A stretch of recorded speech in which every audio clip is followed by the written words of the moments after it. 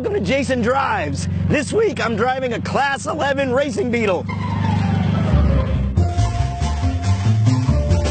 I know I hardly ever mention it, but I daily drive an old 1973 Volkswagen Beetle. That's why driving this car has been so exciting for me. This is a Class 11 desert racing Beetle. It's built by Project Baja, and it's basically as close as you can get to a stock Beetle that's running in these desert races as anything. All the body parts from a regular Beetle have to be in place, but every little detail that could be made to make something stronger or last longer has been done. It's like if you had a perfect clone you met years later, only to find that clone had been working out every day and wasn't a disgusting slob like you and I probably are. And that's how a regular Beetle feels next to a Class 11 Beetle. These things run for 48-hour stretches in a car that's nearly 50 years old. They tear it up with trophy trucks and other insane vehicles all across deserts, over rocks, over terrain that would make Mars rovers squeamish. It's the best possible underdog racer of all time, and it's astoundingly fun to drive. Fundamentally, you're still just driving an old Beetle. It still feels and sounds and runs like an old Beetle.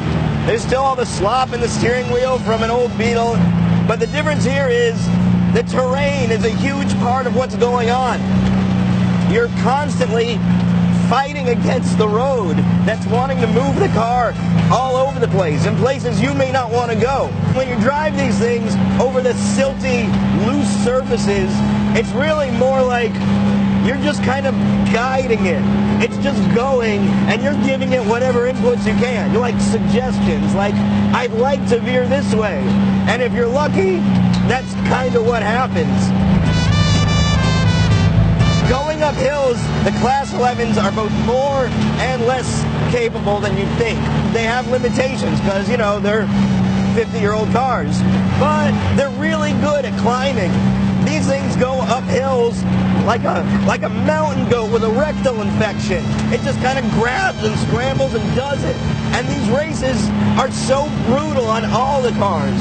It's punishing. And these things just take it.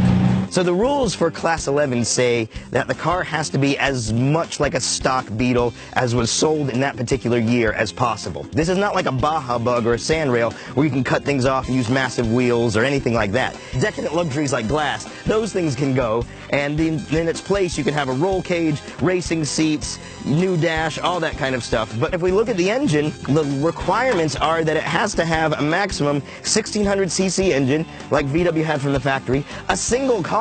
I don't even have that in mind. I have two.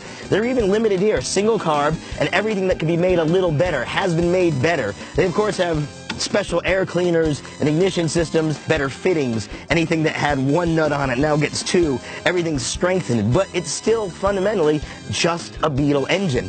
What other car can you get that was at the bottom end of the market and then is used in a race like this? Nobody's got a class of Mitsubishi Mirages that they're taking out for 48 hours in the desert.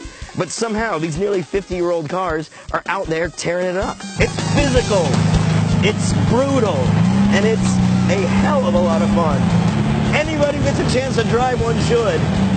I love this thing. It's got all the driving quirkiness I love with a Beetle, but tough and just unstoppable. It's plucky and angry and happy all at the same time.